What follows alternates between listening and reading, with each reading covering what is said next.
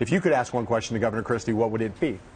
Can we all go back to London and try this again? Yeah, I mean, the trip was billed with a lot of hope and promise for access and a lot of time with the governor, and it really started that way. I mean, we had the whole soccer match with him where he was parading through the streets and we were asking him questions, and he was clearly enjoying it. We watched the Super Bowl with him at a bar with Rutgers students, and then that measles question came up on Monday. And so after that, the mood really changed quite a bit.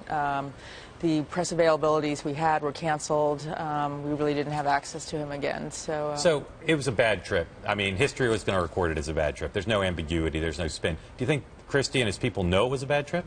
I wouldn't say it's Romney-level bad for London. But if you had to do binary, good or bad, it wasn't a good trip. The conventional wisdom was he dodged, he messed up on the vaccine thing, and then he has yet to reply to the New York Times story, and he also had no message. To me, the worst thing about the trip in some ways was you do a trip like that, you have to have some foreign policy message, or why are you there? So if you assume that it was at least not a great trip, do you think they know that? Do you think they recognize that that thing failed and are doing some soul-searching about what they could have done differently? I think they recognize that it wasn't all they had hoped for. Yeah. So I think, you know, there was a national press corps following him. There's some British press with him. I think they were really hoping for a big splash. I mean, we were set up outside staking out his meeting with David Cameron. I mean, the assumption was that there was going to be some kind of big splash news out of that, but that didn't happen.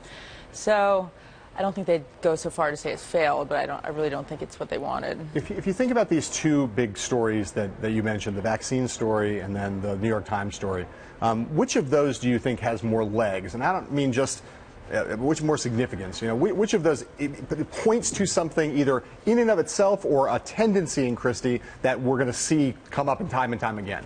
I mean, I think the vaccine story took off because a lot of the other 2016 contenders were also weighing in on this. It was one of those moments where it was a collective moment for the whole field. The lavish spending, I mean, there is a bit of a history there going back to his U.S. attorney days. Right. So, in some ways, I'm not surprised that that's getting picked over now. I mean, he is a top-tier contender. It's fair game at this point. So you know him and you've watched him. When he eventually does take questions, and he's obviously going to be asked both about substance, about governing New Jersey, but he's going to be asked about that. How do you think he'll reply to something like that? Well, when will he take questions? I mean, I think that's a question. Yeah. So after this trip, he's going on a pretty aggressive national events. He'll be at a number of Lincoln Day dinners. But someday he'll answer. Yeah. You think he'll say, that's the way I roll, I get all the juice out of the orange? Or you think he'll say, it wasn't so bad? Like, you think he'll be defensive about it, apologetic? He has many moods. I can't predict exactly which one he's going to get. Then I ask you, I'm stunned. I've said this on the show before. The biggest thing to me is how many people I talk to in national Republican politics who say he has zero chance of being the nominee. I'm just amazed. I think he's got a pretty good chance still, despite all the problems he has.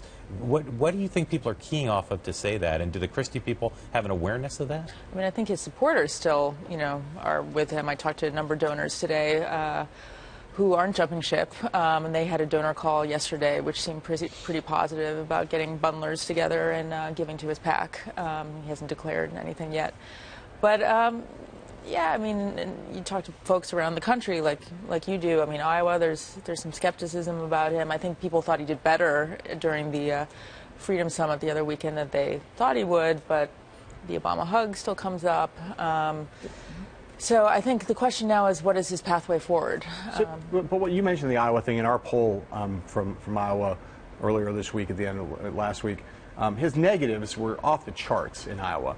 And there's been other polling in other places that shows his negatives are off the charts. Is that all still just a holdover from Bridgegate? Like, what is it, do you think, that makes voters who don't really know him that well, they're not from New Jersey, all they know is what they've seen in the national press, what is it that makes 55 or 60% of Iowa Republicans not like him? I really don't think they care about Bridgegate at all. Right. I talked to some Iowa folks today, and they don't care about. So what makes them not like him? What makes them have unfavorable views of him if that's not it? I mean, I think there's still some suspicion, some skepticism. They worry he's not conservative enough. But I will say, when you put him in front of a crowd, people like him. So I think part of the strategy for his supporter is to get him in front of enough of these Republican diehard crowds to let him hear his message and sell himself. And that's their hope. Christie be Christie. Yep. Yeah. Well, do you think they have any concerns about any lingering? I mean, this sounds silly, but the orange sweater thing and the Jerry Jones thing was a huge national thing. Do you think that his people in his world think that that has any lasting impact on him beyond just being a talk radio blip for a week?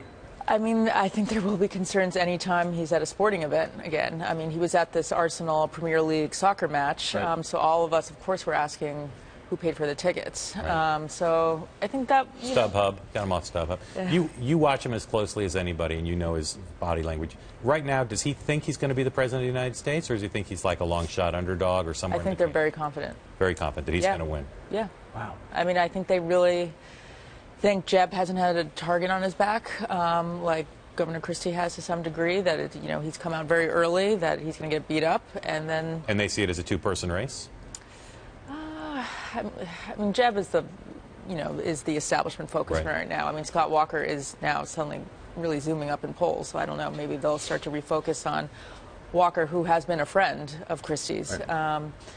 But yeah, I think they think he's formidable. But, the money war is really happening right now, the invisible primary, so we've got to see how they come out of that.